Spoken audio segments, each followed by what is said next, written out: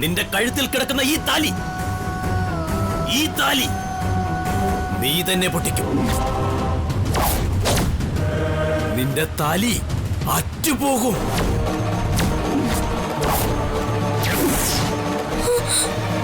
നീ വിധവയാകും. അയ്യോ സ്വാമി, അങ്ങനെയൊന്നും പറയരുത്. സംഭവിക്കാൻ പോകുന്ന കാര്യങ്ങളാ ഞാൻ പറയുന്നത്. നിന്റെ ഭർത്താവിനെ നീ തന്നെ കൊല്ലു.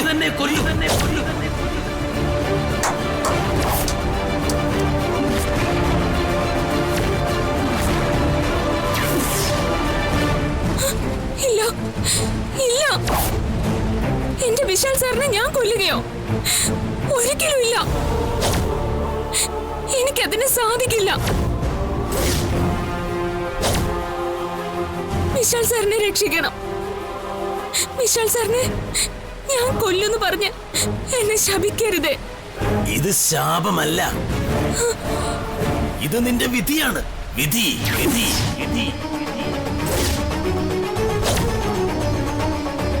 ഒരു പ്രപഞ്ച ശക്തിക്കും തിരുത്തി എഴുതാൻ കഴിയാത്ത വിധി.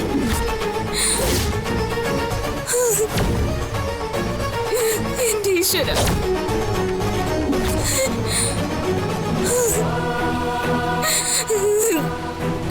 സ്വാമി, ഞാൻ ചെയ്ത തെറ്റിന് എന്നോട് പൊറുക്കണം. എന്റെ വിശാൽ സാറിനെ രക്ഷിക്കണം. എന്റെ ഭർത്താവിനെ രക്ഷിക്കണം. ഇല്ല, ഒരിക്കലും സാധ്യമല്ല. ഇനി സംഭവിക്കാൻ പോകുന്നത് നീ നേരിട്ട് തന്നെ കാണുക. ഈ വിധിയിൽ നിന്ന് രക്ഷപ്പെടാൻ നിനക്കും നിന്റെ ഭർത്താവിനും സാധിക്കില്ല.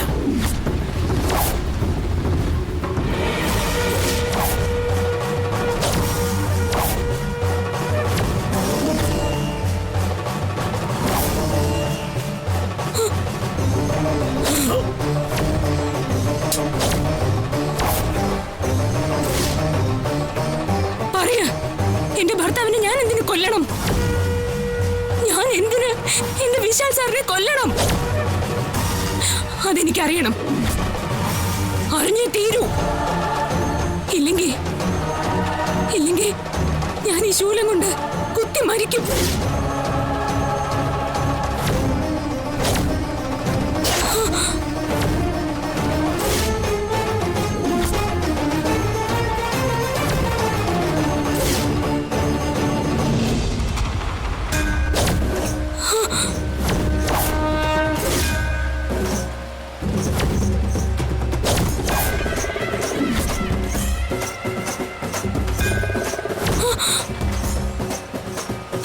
അരുത്,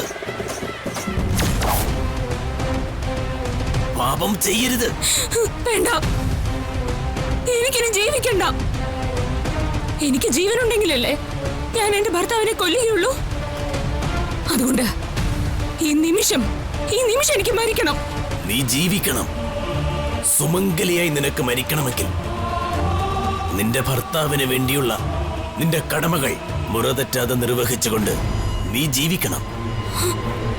അല്ലാതെ ആത്മഹത്യ ചെയ്യരുത്. നീ സ്വയംഭൂ അല്ലാത്ത ജീവൻ ഇല്ലാതാക്കാൻ നിനക്ക് അവകാശമില്ല. വിധിയെ തോൽപ്പിക്കാൻ ആരാലും കഴിയില്ല.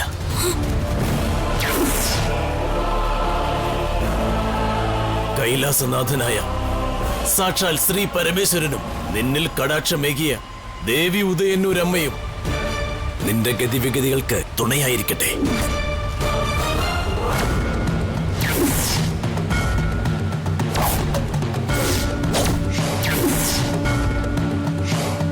ശിവ ശിവ ശംഭോ മഹാദേവ.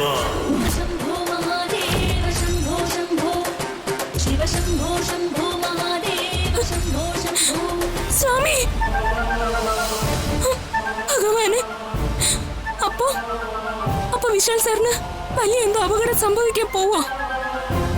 അഘോര സ്വാമി പറഞ്ഞതുപോലെ മരണം. അതും ഞാൻ കാരണം. ഭഗവാനെ, ശ്രീ പരമേശ്വര, കൈ കൈലാസനാഥ, രക്ഷിക്കണേ. മാർക്കണ്ഡേയനെ പോലെ എന്റെ വിശാൽ സാറിനെ കാത്തു രക്ഷിക്കണേ.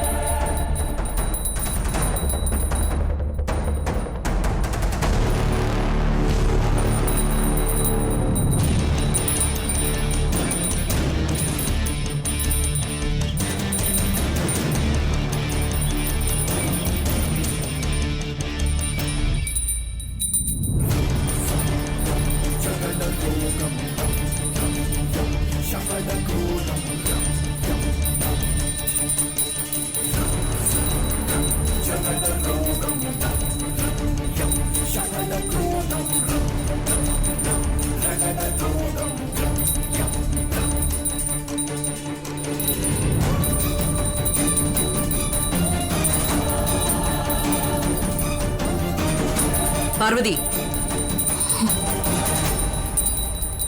ഇന്നിവിടെ ലക്ഷ്മി പൂജ നടക്കുകയാണെന്ന് നിനക്കറിയില്ലേ?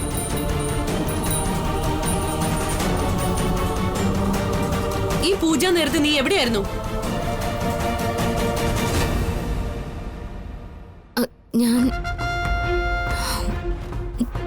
ഞാൻ അമ്പലത്തിൽ പോയതാ.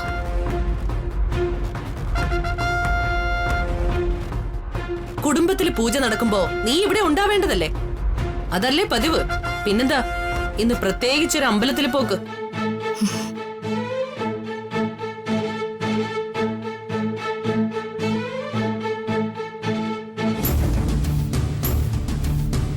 എന്താ പാർവതി, എന്താ നിന്റെ മുഖത്തൊരു സങ്കടം? എന്താ പറ്റിയ? എന്റെ സങ്കടത്തിന്റെ കാര്യം ഞാൻ എങ്ങനെയാ പറയാ?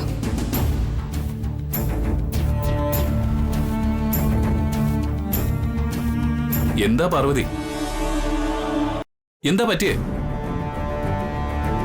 നീ എന്താ ഒന്നും മിണ്ടാത്തെ?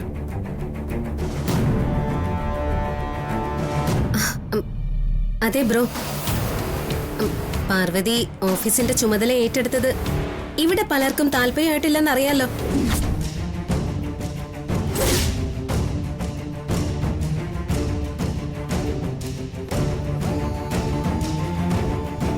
അത് പാർവതിക്കും അറിയാം.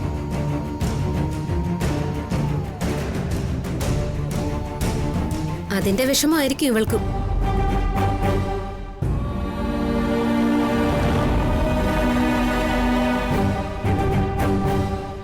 ഈ പറഞ്ഞവരുടെ കണ്ണേറ് ദോഷവും നാവേർ ദോഷവും ഒക്കെ മാറ്റാനാവും ഇവൾ ക്ഷേത്രത്തിൽ പോയത്, അല്ലേ പാർവതി?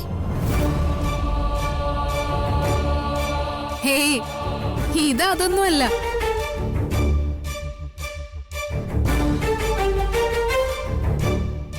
ഓഫീസിലെ ചുമതല എന്ന് കേട്ടപ്പോ അത് ഈസിയാണെന്ന് പുള്ളിക്കാരി കരുതിയിട്ടുണ്ടാവും.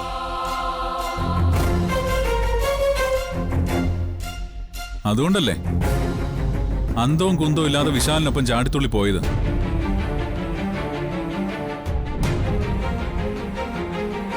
അവിടുത്തെ ചെയർപേഴ്സന്റെ കസേര കയറി ഇരുന്നപ്പോഴാണ് അതിന്റെ ചൂടറിഞ്ഞത്.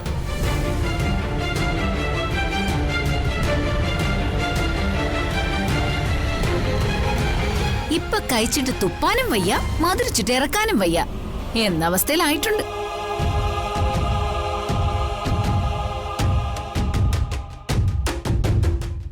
അതുകൊണ്ടേ ഈ ജോലിയിൽ നിന്ന് എന്നെ എത്രയും പെട്ടെന്ന് മോചിപ്പിക്കണേ എന്ന് പ്രാർത്ഥിക്കാനാവും ഇവൾ അമ്പലത്തിലേക്ക് കെട്ടിയെടുത്തത്.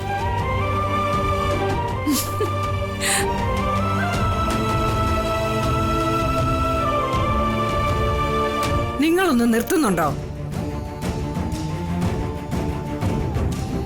ഒരു മംഗളകർമ്മം നടക്കുമ്പോഴാണോ ഇത്തരം വിഷയങ്ങൾ പറയുന്നത്? നിർത്ത്.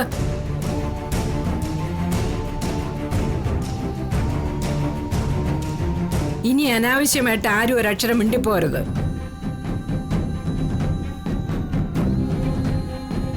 തിരുമേനി ഈ പൂജ ഒന്ന് പൂർത്തിയാക്കട്ടെ.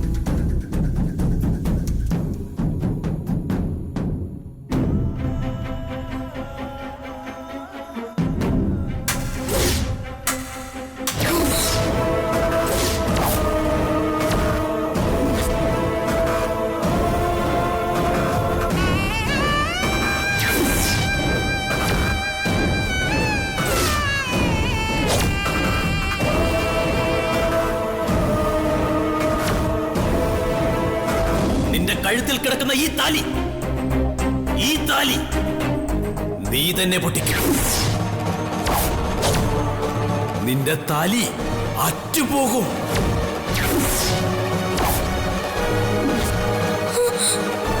നീ വിധവയാകും.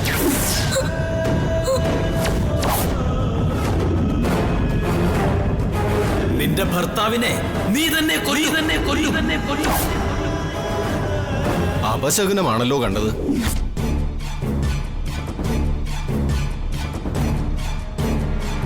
ലക്ഷ്മി പൂജ കഴിഞ്ഞ് നിനക്ക് നീട്ടിയ കുങ്കുമം നിലത്ത് വീണ് ചിതറിയെങ്കിൽ അത് ദുർനിമിത്തമാണ്.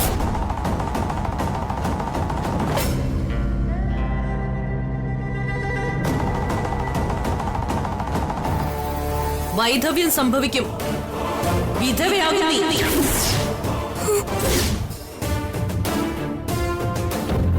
അതാണ് നിമിത്തം കാട്ടുന്ന സൂചനയും. ദൈവമേ, പാർവതി, നീ ഇതൊന്നും കാര്യമാക്കണ്ട. അമ്മ നിന്നെ വെറുതെ പേടിപ്പിക്കാൻ വേണ്ടി പറഞ്ഞതല്ലേ? ഞാൻ വെറുതെ പറഞ്ഞതൊന്നും അല്ല. ശാസ്ത്രം അതാണ് പറയുന്നത്. അല്ലേ തിരുമേനി? ഇല്ലെങ്കിൽ തിരുമേനി പറയട്ടെ. ശാസ്ത്രം അത് തന്നെയാണ്.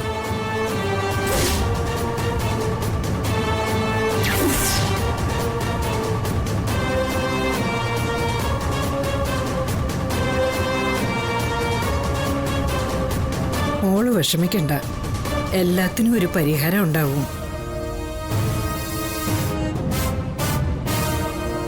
നമുക്ക് ഒരു ജോത്സ്യനെ കണ്ട് ഇതിന് പരിഹാരം ചെയ്യാം.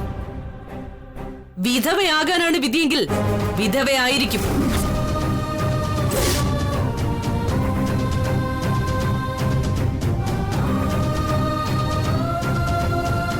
നീ സങ്കടപ്പെടണ്ട.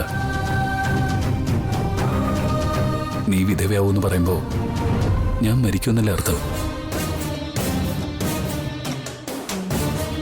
അങ്ങനെ അകാലത്തിൽ മരിക്കാനാണ് വിധിയെങ്കിൽ എനിക്കതിൽ സന്തോഷമേ ഉള്ളൂ.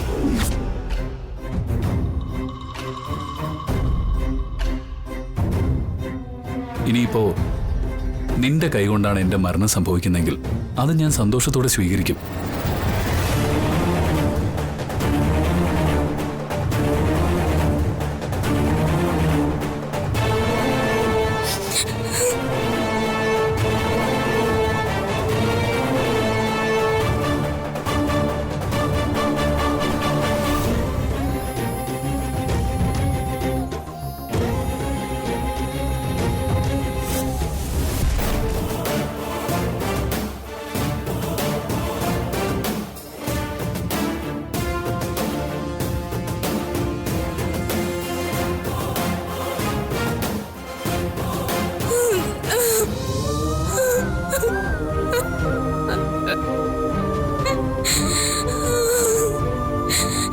ഉദയന്നൂരമ്മ, എന്തിനാ ദേവി എന്നെ ഇങ്ങനെ പരീക്ഷിക്കുന്നത്?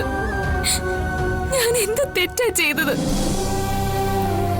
സാധാരണ എല്ലാ പെൺകുട്ടികളെ പോലെ ആകാൻ ആഗ്രഹിക്കുന്നത് തെറ്റാണോ? തുടരെ തുടരെ എന്തിനാ എന്റെ താലിക്ക് പ്രശ്നങ്ങൾ തരുന്നത്? ചെറിയ പ്രായം മുതലേ സംഭവിക്കാൻ പോകുന്ന അപകടങ്ങള് എനിക്ക് മുൻകൂട്ടി കാണിച്ചു തരുന്നത് അമ്മയല്ലേ? അതുകൊണ്ട് തന്നെ നാട്ടുകാരും വീട്ടുകാരും ഒക്കെ എന്നെ കരുനാക്കുകാരി, അപശകുനം പിടിച്ചവൾ, ദുശകുനം, അങ്ങനെ എന്തൊക്കെ പറഞ്ഞ് എന്നെ അധിക്ഷേപിച്ചു. മുത്തശ്ശൻ പറഞ്ഞതൊക്കെ ഞാൻ ഇപ്പോഴും ഓർക്കുന്നു. മറ്റുള്ളവരെ ആപത്തിൽ നിന്ന് രക്ഷിക്കാൻ എനിക്ക് അമ്മ തരുന്ന വരമാണിതൊക്കെ. നാട്ടുകാരും വീട്ടുകാരും ഒക്കെ ഇപ്പൊ ഇങ്ങനെയൊക്കെ പറയുമെങ്കിലും പിന്നീട് അവരെല്ലാം തിരിച്ചറിയും. അന്ന് അവരെല്ലാം ഞാൻ ചെയ്ത നന്മകൾ മനസ്സിലാക്കും എന്നൊക്കെ. ഞാനും എനിക്ക് വന്ന അപമാനങ്ങളൊക്കെ സഹിച്ച് എന്നാൽ കഴിയുന്നത് പോലെ എല്ലാവരെയും ആപത്തുകളിൽ നിന്ന് രക്ഷിച്ചു. ഇപ്പോ എന്റെ താലിക്ക് തന്നെ ഞാൻ കാരണം അപകടം വരുന്നു. ഇത് ഞാൻ എങ്ങനെ സഹിക്കും എന്റെ ദേവി? ഇത് നീതിയാണോ? ഇത് ധർമ്മമാണോ? എവിടെ ഉണ്ടായിരുന്ന അമേരിക്കയിൽ പഠിച്ച കോടീശ്വരനായ വിശാൽ സാറിനെയും കുഗ്രാമത്തിൽ ജനിച്ച എന്നെയും കൂട്ടിച്ചേർത്തത് അമ്മയല്ലേ? അമ്മയുടെ സന്നിധിയിൽ വെച്ചല്ലേ വിശാൽ സാറ് എന്റെ കഴുത്തിൽ താലി കിട്ടിയത്? അമ്മയുടെ അനുഗ്രഹത്താൽ നടന്ന വിവാഹത്തിന് ഒരാപത്ത് വരുമ്പോ അമ്മ തന്നെ എന്നെ കാത്തു രക്ഷിക്കണ്ടേ? എന്നെ കൈവിടല്ലേ ദേവി. അമ്മയല്ലാതെ എനിക്ക് വേറെ ആരാ ഉള്ളത്? രക്ഷിക്കണേ. എന്റെ വിശാൽ സാറിന് ഒരാപത്ത് വരത്തില്ല ദേവി.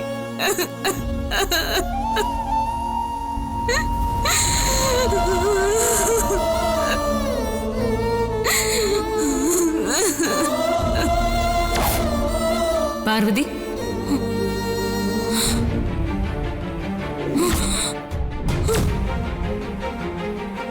എന്നെ കണ്ട് നീ പേടിക്കുന്നോ? ശരിക്കും ഞാനാണ് നിന്നെ കണ്ട് പേടിക്കേണ്ടത്. എന്നെ കണ്ട് നീ എന്തിനാ പേടിക്കുന്നേ? നീ മറ്റുള്ളവരെയൊക്കെ രക്ഷിച്ചു. എന്നാ നിന്റെ ഭർത്താവിനെ നീ തന്നെ കൊല്ലാൻ പോകുമ്പോ എനിക്ക് നിന്നെ കണ്ട പേടി വരില്ലേ പാർവതി? നിർത്ത. ഞാൻ എന്തിനാ വിശാൽ സാറിനെ കൊല്ലുന്നത്? ഈ വീട്ടിൽ ഞാൻ എത്ര കഷ്ടപ്പാടുകൾ സഹിക്കുന്നുണ്ടെന്ന് എനിക്ക് തന്നെ അറിയില്ലേ? സ്വത്തിനും സുഖത്തിനും വേണ്ടി അല്ല ഞാനിവിടെ നിൽക്കുന്നത്. ഞാനിവിടെ ഒരു വേലക്കാരിയായി കഴിയുന്നത് പോലും വിശാൽ സാറിന്റെ ജീവൻ രക്ഷിക്കാൻ വേണ്ടി മാത്രമാണ്. ഉദയന്നൂരമ്മയുടെ അനുഗ്രഹം കൊണ്ട് എത്രയോ തവണ വിശാൽ സാറിനെ ഞാൻ രക്ഷിച്ചു. അതൊക്കെ നിനക്കും അറിയാവുന്നതല്ലേ? അത് ശരി. ഉദയന്നൂരമ്മയുടെ അനുഗ്രഹം കൊണ്ട് നീയാണ് ഇത്രയും തവണ വിശാൽ സാറിനെ രക്ഷിച്ചതെങ്കിൽ ഇത്തവണയും നീ ഉദയന്നൂരമ്മയോട് പ്രാർത്ഥിക്ക്. അമ്മേ, ഇത്രയും തവണ വിശാൽ സാറിന് മറ്റുള്ളവരിൽ നിന്നുമുണ്ടായ ആപത്തുകളിൽ നിന്നെല്ലാം ഞാൻ രക്ഷിച്ചു. എന്നാൽ ഇപ്പോ ഞാൻ കാരണം ഉണ്ടാകാൻ പോകുന്ന ആപത്തുകളിൽ നിന്നും വിശാൽ സാറിനെ എങ്ങനെയെങ്കിലും രക്ഷിക്കണേ എന്ന് പ്രാർത്ഥിക്ക്. ഞാൻ കാരണം ഒരാപത്തും വിശാൽ സാറിന് ഉണ്ടാവില്ല. അതിന് ഞാൻ സമ്മതിക്കില്ല. നീ ആവശ്യമില്ലാത്ത വേണ്ടാത്ത കാര്യങ്ങൾ പറഞ്ഞ് എന്നെ വേദനിപ്പിക്കരുത്. ഞാനാണോ ആവശ്യമില്ലാത്ത കാര്യങ്ങളൊക്കെ സംസാരിക്കുന്നത്? പോയി അനുഭവിച്ചോ. എനിക്കെന്താ? നീ ഒരു കാര്യം ഓർക്കുന്നത് നല്ലതാ. വിധി തന്നെയാണ് വലുത്. എല്ലാം വിധി പോലെ നടക്കും. മറ്റുള്ളവരിൽ നിന്നും വിശാൽ സാറിന് ആപത്തുകൾ വന്നപ്പോ അത് തടയാൻ നീ ഉണ്ടായിരുന്നു. ഇപ്പോ നീ കാരണം ഒരാപത്തുണ്ടാകുമ്പോൾ അത് ആര് തടയും? ആലോചിച്ച് നോക്ക് നീ. എന്നിട്ട് ഒരു തീരുമാനത്തിലെത്ത്. ഇത് നിനക്ക് മനസ്സിലാക്കി തരാനാ ഞാൻ തന്നെ വന്നത്. ഇതാണ് വിധിയുടെ കളി. എന്റെ ജീവൻ കൊടുത്തിട്ടാണെങ്കിലും വിശാൽ സാറിനെ ഞാൻ രക്ഷിക്കും. നീ ഇനിയും എന്റെ കൺമുന്നിൽ നിൽക്കാതെ ഇവിടുന്ന് പോ. എന്നോട് പോവാൻ പറയുന്നു. ഓ, ഞാനിപ്പോ ക്ഷണിക്കാതെ വന്ന അതിഥിയാണല്ലോ. ഞാൻ വന്നത് തന്നെ നിന്നെ പൂവും പൊട്ടും ഇല്ലാത്ത വിധവാ കോലത്തിൽ കാണാതിരിക്കാൻ എന്തെങ്കിലും മാർഗം കണ്ടെത്തണമെന്ന് പറയാൻ വേണ്ടിയിട്ടാ. പക്ഷേ നീ വരുന്ന ആപത്തുകളെ നിന്റെ ജീവൻ കൊടുത്തും തടയുമെന്ന് പറയുന്നു. അതിന് ഒരു പ്രാവശ്യമല്ലേ നിനക്ക് കഴിയൂ? നിന്റെ മരണശേഷം വരുന്ന ആപത്തുകളിൽ നിന്നും വിശാൽ സാറിനെ ആര് രക്ഷിക്കും?